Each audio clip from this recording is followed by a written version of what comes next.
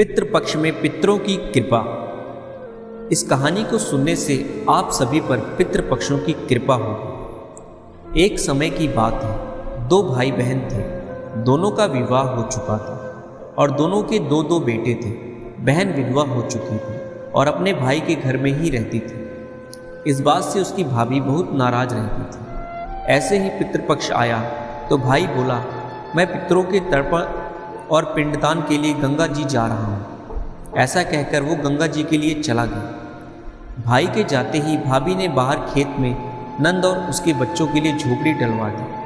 अपने बच्चों के साथ वह झोपड़ी में रहने लगी। सुबह शाम भाई के घर जाकर घर का सारा काम कर आती थी। बदले में भाभी बचा खुचा उसे खाना खाने को दे देती थी। जब भी वह भाभी के घर से आती तो आटा छानने वाला कपड़ा अपने साथ ले आती थी।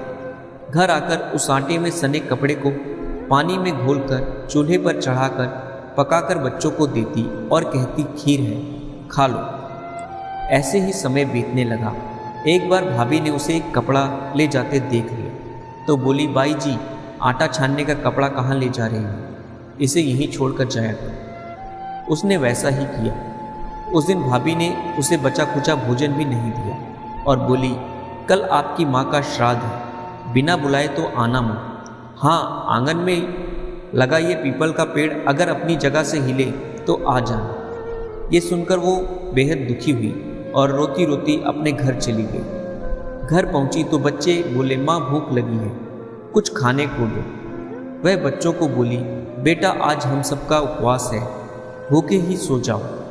अगले ही दिन बच्चे बोले, मामी ने कहा था कि आज नानी का श्राद्ध है तो चलो वहाँ चलते हैं।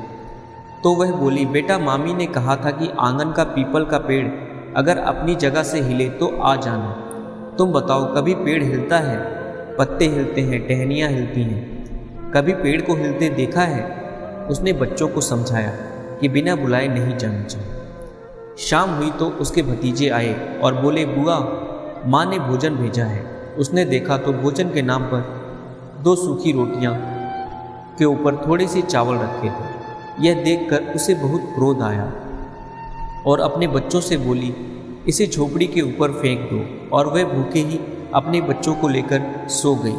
सारी रात माँ गंगा को याद करती रही और बोली, हे माँ गंगा, मेरे भाई की रक्षा करना, वो हमारी रक्षा करे। अगले दिन भाभी आई और बोली, बाई जी, कल तुम्हारे पिता का श्राद्ध है, बिना बुलाए आना मत, लेकिन आंगन का पीपल का पेड़ हिले तो आ जाना। अगले दिन भी वह भाभी के घर भोजन के लिए नहीं गई।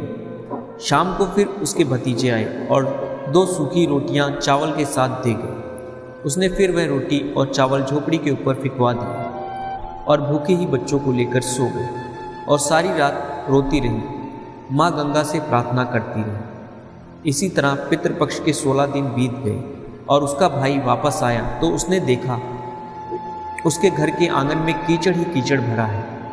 वो अपनी पत्नी से पूछने लगा, ये कैसा कीचड़ है?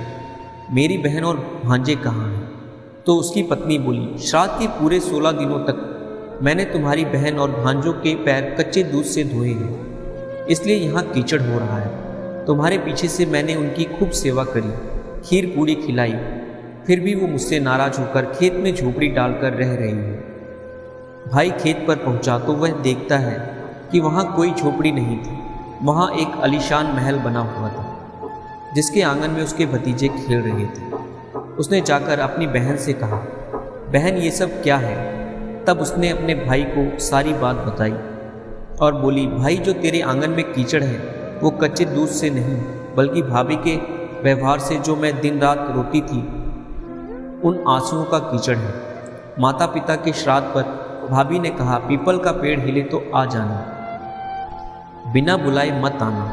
पीपल का पेड़ हिला नहीं तो हम गए नहीं। और शाम को उन्होंने 2 रोटी और चावल भिजवाए, जिससे गुस्से में मैंने झोपड़ी के ऊपर फेंक दिया।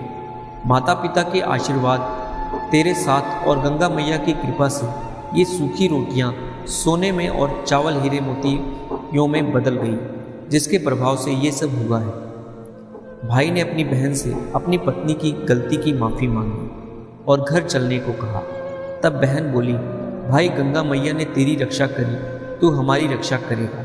लेकिन अब हम यही रहेंगे। ये सुनकर भाई ने अपने माता पिता को याद किया और बोला, मेरे पितरों, जैसे मेरी बहन और भांजों की रक्षा करी, उनके दुख काटे, वैसे ही सबके काटना, सबकी रक्षा करना। कहानी को कहने वाले, सुनने वाले और हुंकार भरने वाले सब पर कृपा करना। दोस्तों, यह कहानी आपको अच्छी लगी हो तो लाइक करके चैनल को सब्सक्राइब ज़रूर कर लें। यह वीडियो देखने के लिए आपका बहुत बहुत धन्यवाद।